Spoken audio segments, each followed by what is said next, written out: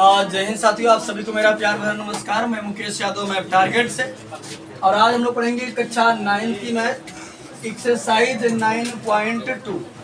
9.2 का क्वेश्चन करने से पहले कुछ जो बेसिक जानकारियां हैं हम लोग उनको समझ लेते हैं, फिर जो है क्वेश्चन को सॉल्व करने का प्रयास करते हैं। पहले जो इसका इंट्रोडक्शन है हम लोग उसको समझते हैं। यदि हम बात करें कि कल की क्लास में यानी पिछली क्लास में हमने ये सीखा था कि उभयनिष्ठ आधार क्या होता है और समांतर रेखाएं क्या होता है। यानी कल की क्लास में हमने कई आकृतियों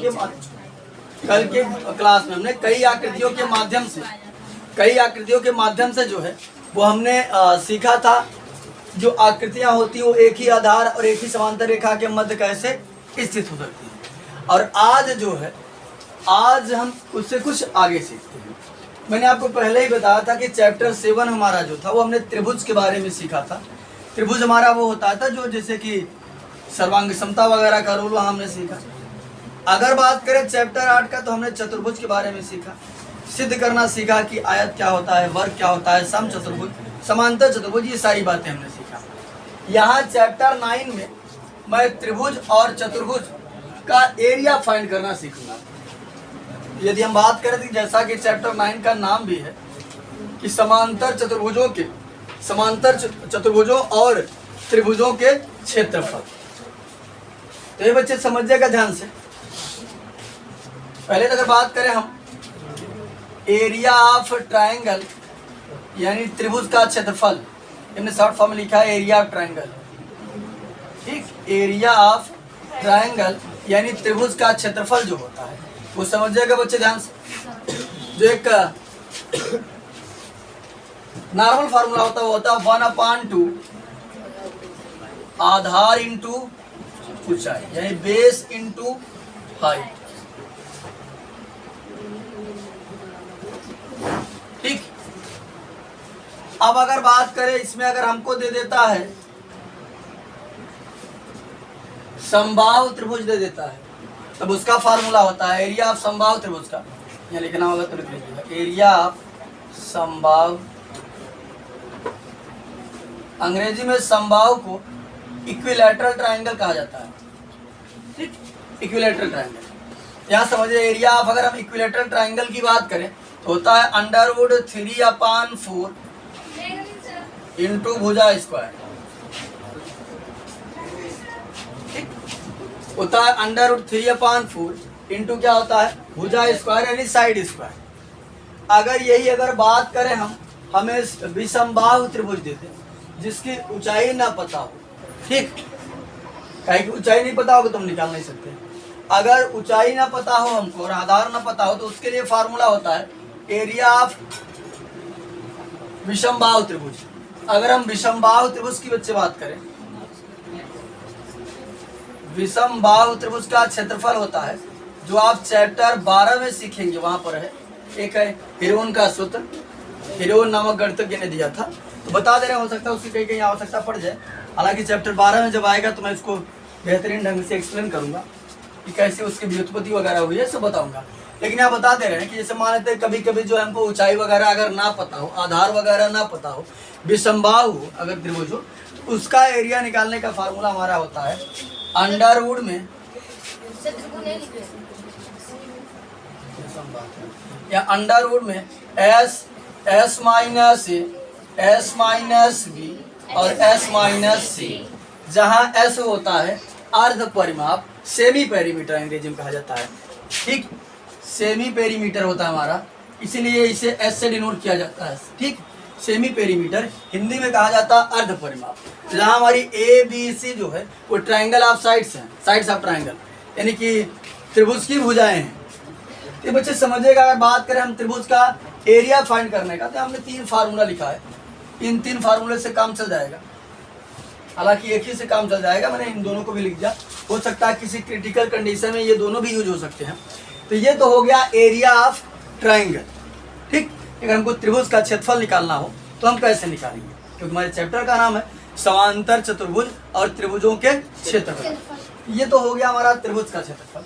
अब अगर बात करें हम एरिया ऑफ पैरेललोग्राम यानी समांतर चतुर्भुज, एरिया ऑफ पैरेललोग्राम यानी समांतर चतुर्भुज। तो हम इसको शॉर्ट फॉर्म में लिखते हैं, ये हो गया समांतर पैरेललोग्राम और ये हो गया चतुर्भुज। ठीक, क्या पढ़ेंगे इसको आप? एरिया ऑफ समांतर चतुर्भुज, एरिया ऑफ पैरेललोग्राम। इसका फार्मूला होता है आधार इंटू ऊंचाई, बेस इंटू हाइट। ठीक, ये मानो। ये तो हो गए फार्मूले जो मैं बता दिया, यूज होंगे नहीं देखा जाएगा कि होगा। लेकिन यहाँ 9.2 में जो पढ़ेंगे वो हम पढ़ेंगे जैसा कि हमने 9.1 में सीखा कि एक ही आधार और एक ही समांतर रेखा है, उससे रिलेट करके यहाँ एरिया हम फाइंड करने वाले हैं। तो समझिएगा ध्यान से, ये सारी बातों को मैं इरेज कर दे रहा हूँ।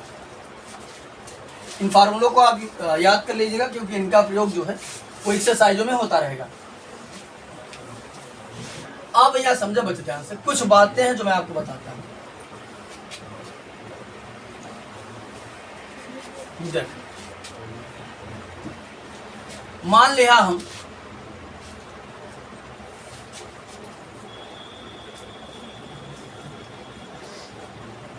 ऐसे कौनो समांतर चतुर्भुज है, इसका नाम देते हैं ABC। ठीक, अब अगर बात करें हम तो हमने एक ट्रायंगल इधर से बना दिया इस तरीके से, और एक ट्रायंगल हमने इधर से बना देते हैं, इधर से ये इधर से हमने एक ट्रायंगल और ड्रा कर दिया इस तरीके से, समझिए। अब अगर हम बात करें तो पहला समझिएगा कि अगर एक ही आधार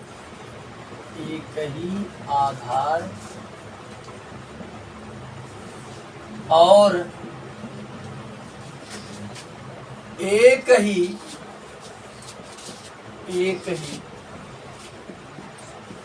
समांतर रेखाओं के मध्य स्थित त्रिभुजों के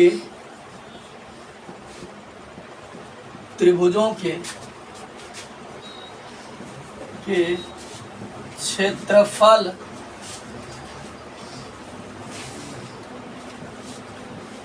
बराबर होती है।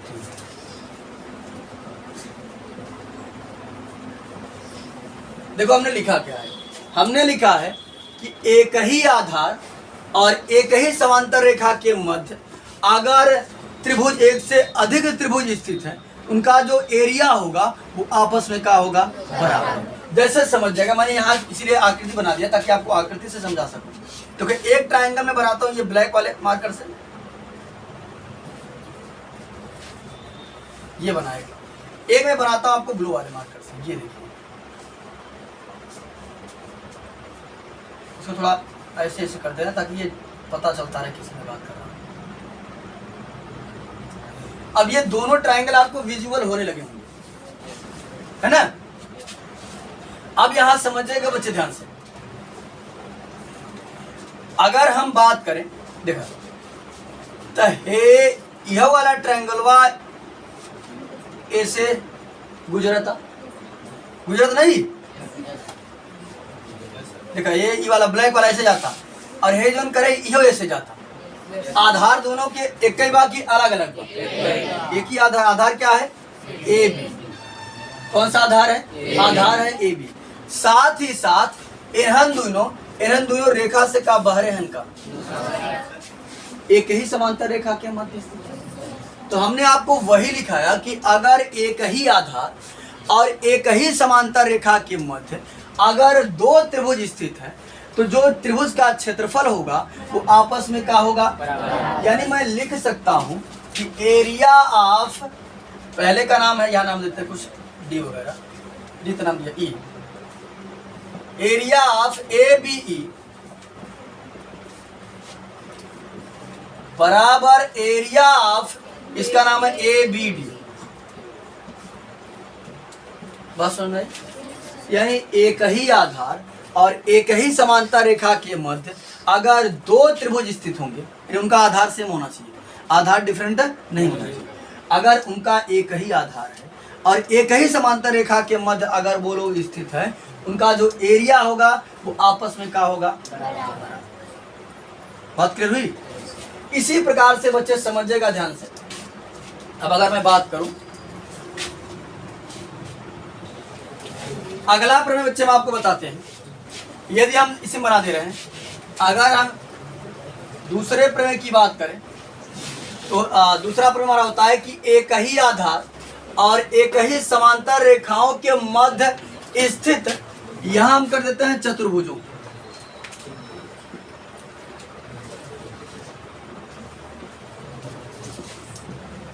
चतुर्भुजों के क्षेत्रफल बराबर होते हैं। सुनिए, पहले वाले में हमने बताया कि अगर एक ही आधार और एक ही समांतर रेखाओं के मध्य, एक ही आधार और एक ही समांतर रेखाओं के मध्य अगर दो त्रिभुज स्थित है, तब पर भी उनका एरिया बराबर होगा। ये पहला हो गया। दूसरे की यदि हम बात करें तो हमने लिखा कि एक ही आधार और एक ही समांतर रेखाओं के मध्य स्थित जो चतुर्भुज होते हैं, उनका भी एरिया आपस में क्या होगा, हमने एक यहाँ फिगर बनाया, फिगर के माध्यम से समझाने का प्रयास करते हैं।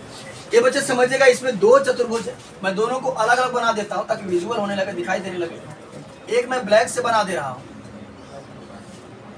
और एक यहाँ समझिएगा ध्यान से। एक हमारा ये बन गया जो ने ब्लैक से बनाया है, सबको दिखने लगा। अगर दूसरे की अगर बच्चे हम बात करें, दूसरा हमारा ये है, मैं इस तरीके का सिंबल दे देता हूँ, इस तरीके से, ये यहाँ से होते हुए, ठीक।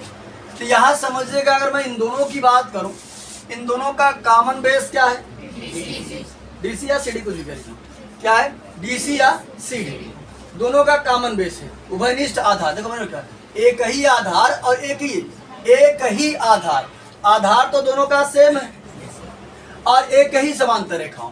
ये देखो दोनों आकृतियां का इन दोनों रेखाओं के बाहर स्थित है, कोई ऐसा तो है नहीं एक ऐसे बना हो, ऐसे, और मान लेते हैं एक ऐसे बना हो, ऐसा तो कुछ बना नहीं है, ठीक। तो यहां समझिएगा, ये दोनों फिगर जो है, ये दोनों आकृतियां जो है, दोनों चतुर्भुज जो है, वो एक ही समांतर रेखाओं के मध्य स्थित है। ये देखो, आधार दोनों का कॉमन और दोनों एक ही पैरेलल लाइन के बीच में लाइज कर रहे हैं, है ना। इन दोनों का जो बेस है वो सेम, जो कि वो कॉमन तो ही है, उभयनिष्ठ तो ही है, लेकिन ये दोनों एक ही पैरेलल लाइन के बीच में लाइज भी कर रहे हैं। इनका जो एरिया होगा वो आपस में क्या होगा, तो मैं लिख सकता हूँ कि एरिया ऑफ, इसका नाम लिखते हैं ए बी सी डी, यहाँ ई है, तो यहाँ समझिएगा area of A B C D बराबर, यानी हमने इस चतुर्भुज को लिखा, फिर area of E F C D, area of E F C, सुनाई, यानी सब। और बच्चे जानते रहेगा, क्षेत्रफल को हम लोग शॉर्ट फॉर्म में ए आर मतलब एरिया, एरिया मतलब क्षेत्रफल, ठीक।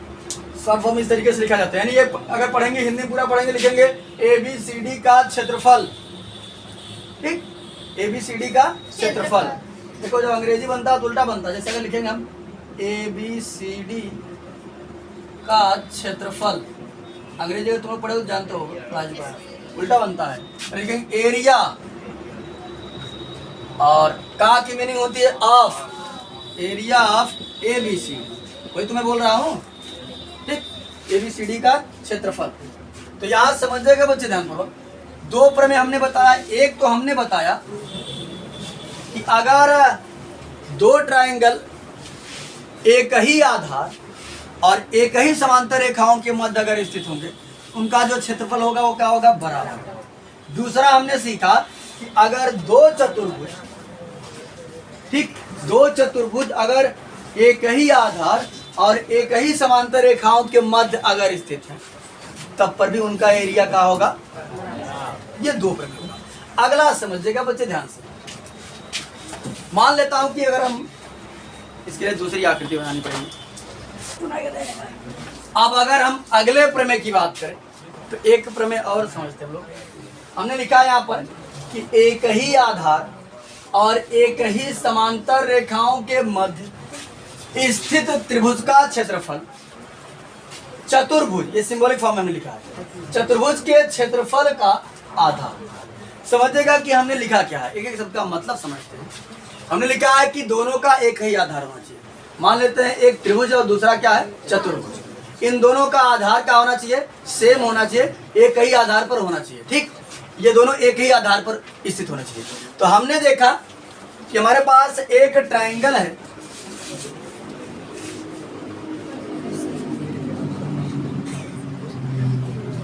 ये हमने ब्लैक से बना दिया। एक ट्रायंगल है हमारे पास, और उसके बाद यदि हम बात करें तो हमारे पास एक क्वाड्रिलेटरल है। चतुर्भुज को अंग्रेजी में क्वाड्रिलेटरल कहते हैं।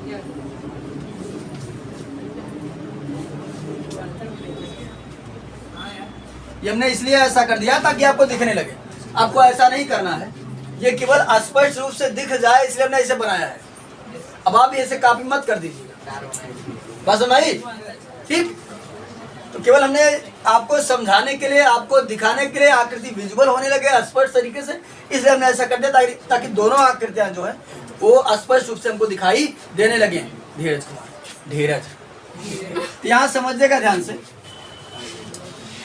तो हमने लिखा है कि एक ही आधार और एक ही समांतर रेखाओं के मध्य स्थित त्रिभुज, ये हमारा एक ट्रायंगल है, और बाकी हमने बनाया अलग से ये चतुर्भुज, क्वाड्रिलेटरल है। इन दोनों की यदि मैं बेस की बात करूं, इन दोनों का आधार कौन है, ए बी है। ये दोनों एक ही आधार पर स्थित नहीं स्थित है, आधार तो सेम है, कॉमन है। और यदि मैं बात करूं तो क्या ये दोनों त्रिभुज और चतुर्भुज क्या इस रेखा के बाहर है का? बात तो भेज नहीं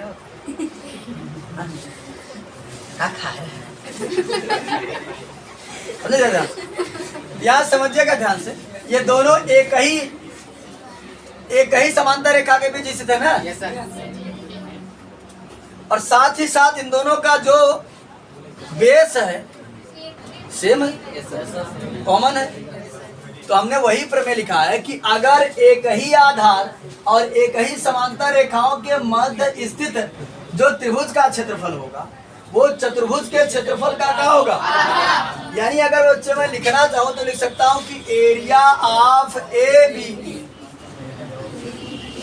बी किसका क्षेत्रफल है, त्रिभुज का। अब ध्यान दो, अच्छा मान लेते हैं, चलो ये आकृति बनाकर दे दिया तो अच्छी बात है, तुम पहचान जाओगे।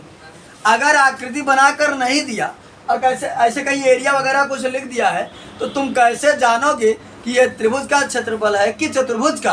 तो देखो, त्रिभुज में 3 अक्षर होगा और चतुर्भुज में 4 अक्षर होगा। इसमें कई अक्षर लिखा है, ये क्या है, और चतुर्भुज में 4 अक्षर होगा। बस सुनाई, क्या समझो, हमने लिखा एरिया ऑफ ए बी, तो किसका क्षेत्रफल लिखा, त्रिभुज का। तो ये जो त्रिभुज का क्षेत्रफल है ये पूरे चतुर्भुज के क्षेत्रफल का क्या होगा, तो 1/2 आधा। बच्चे ध्यान दो, जब भी किसी चीज का आधा बताना होता है तो 1/2 होता है। चलो इसी बहाने एक बात आ ही गई तो हम पूछ लेते हैं, हालांकि हो सकता है मैं कई बार बताया भी होगा। 1/4 का आधा बताओ, 1/8। चलो हाँ ठीक है, हमने कई बार बताया था लगता है। यहाँ समझो ध्यान से, जब किसी चीज का कोई कहेगा 1/2, अब 1-2 लोग का जवाब आया भी था। 1/4 का आधा अगर कोई पूछेगा तो 1/2 का था, बच्चे कहते हैं अक्सर करके। अब 1-2 बच्चे इधर से भी जवाब दिए थे। तो यहाँ समझो ध्यान से, जब भी हमें किसी चीज का आधा निकालना होता है, अगर आओ ना हे मुंडिया से तुम्हारी हमेशा के लिए ना अच्छी हो जाए, तो पछतावत का ऐसा न करो तो ठीक है। बतावत ये लाख पते की बात भेजे नहीं आओ। जब क्यों चीज के आधा निकाले को था तो हमें 1/2 से गुणा करें। कितने से, 1/2 से गुणा कर दिया। 1 के 1 4 दूनी 8। और जब क्यों के दूना निकाले को था तो 2 से गुणा करी था। अगर हम पूछी 1/4 का दूना बताओ, 1/2, 2 से गुणा करेंगे, 2 1 के 2, 2 दूना 4, कितना आ गया 1/2। लेकिन ये देखने में जस्ट उल्टा जैसे दिख रहा है ना, लेकिन ये है नहीं, ये जानते रहिए। आसान तरीका, किसी का आधा निकालना है तो 1/2 से मल्टीप्लाई करो, दूना निकालना है तो 2 से मल्टीप्लाई करो। तो ये कह रहा था आधा, किसका आधा? चतुर्भुज का। Area of ABCD। बस समझ। उसके बाद एक प्रमेय और है, उसको बता देते हैं, बाकी ये प्रमेय की कहानी जो है वो समाप्त होती है। ये समझिएगा। चौथा प्रमेय हम बताने जा रहे हैं, इसको जानते रहिएगा, बहुत कठिन नहीं है। अगर एक ही आधार और एक ही समांतर रेखा के मध्य से जो त्रिभुज है उनका क्षेत्रफल बराबर होगा, दो चतुर्भुज है तो उनका क्षेत्रफल बराबर होगा, त्रिभुज और चतुर्भुज है तो त्रिभुज का क्षेत्रफल चतुर्भुज के क्षेत्रफल का क्या होगा? आधा होगा। एक और समझो, अगर कोई समांतर चतुर्भुज है या किसी समांतर चतुर्भुज, अगर हम एक डायगोनल इसका खींच देते हैं, इसका जो डायगोनल यानी विकर्ण जो है वो इस चतुर्भुज को दो सर्वांगसम त्रिभुजों में विभाजित कर देता है। कितने सर्वांगसम त्रिभुजों? दो, ये और ये। और साथ ही लाख समझो, किसी भी सर्वांगसम त्रिभुज का क्षेत्रफल आपस में बराबर होता है, ये भी जानते रहिएगा। तो लिखना चाहो तो लिख दे, ऐसे मौजवान बता देते हैं, अपना लिख लेना तुम लोग, हम बोल दे रहे हैं मौखिक रूप से लिख लेना, ठीक? वीडियो देख करके अपना कि प्रमेय क्या होगा, ध्यान से सुनिएगा। किसी भी समांतर चतुर्भुज का विकर्ण उसे दो सर्वांगसम त्रिभुजों में विभाजित कर देता है और इन सर्वांगसम त्रिभुजों का क्षेत्रफल आपस में बराबर होता है। अपने स्पेशल फॉर्म में लिखा हो तो लिख दीजिएगा कि एरिया ऑफ एबीसी बराबर एरिया ऑफ एडीसी। लिख लीजिएगा जरूर ध्यान से। एक बार फिर से सुनो, किसी भी समांतर चतुर्भुज में उसका विकर्ण उसे दो सर्वांगसम त्रिभुजों में विभाजित कर देता है और उन सर्वांगसम त्रिभुजों का क्षेत्रफल आपस में क्या होता है? बराबर। बस मैं तो आज की क्लास में जो है हमने एक्सरसाइज 9.2 का जो इंट्रोडक्शन था उसको बहुत अच्छे तरीके से समझा। 4 प्रमेय को ला करके हमने सीखा। 2 प्रमेय यदि पहले और दूसरे प्रमेय की बात करें तो पहला और दूसरा एकदम रिलेट करता है, इसलिए हमने रिलेट करके बताया, आगे पीछे नहीं बताया। अगर एक ही आधार और एक ही समांतर रेखा के मध्य चाहे दो त्रिभुज स्थित हो उनका क्षेत्रफल बराबर होगा, चाहे दो चतुर्भुज स्थित हो उनका भी क्षेत्रफल क्या होगा? बराबर होगा। उसके बाद यदि एक ही आधार और एक ही समांतर रेखा के मध्य त्रिभुज और चतुर्भुज स्थित हो तो त्रिभुज का क्षेत्रफल चतुर्भुज के क्षेत्रफल का क्या होगा? आधा होगा। और चौथा बताया कि यदि किसी समांतर चतुर्भुज में अगर विकर्ण खींचा जाता है वो विकर्ण जो है उस चतुर्भुज को दो सर्वांगसम त्रिभुजों में क्या करता है? विभाजित कर देता है और उन सर्वांगसम त्रिभुजों का क्षेत्रफल जो होता है वो आपस में क्या होता है? तो आज की क्लास में इतना ही, बाकी मिलते हैं नेक्स्ट क्लास में, तब तक के लिए जय हिंद।